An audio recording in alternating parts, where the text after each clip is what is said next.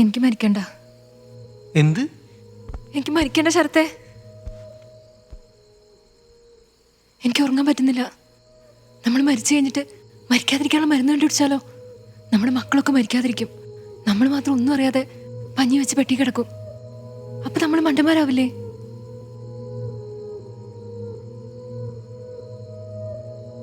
അലക്സയോട് ചോദിക്കാം. Alexa, how to beat death? Death is an inevitable biological process that marks the end of life, so there is no way to beat it. Alexa full negative ആണല്ലോ.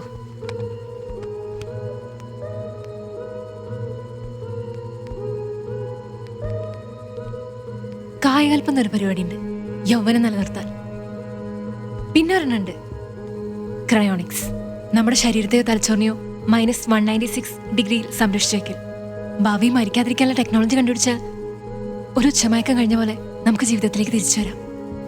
പക്ഷെ നല്ല പൈസയാവും.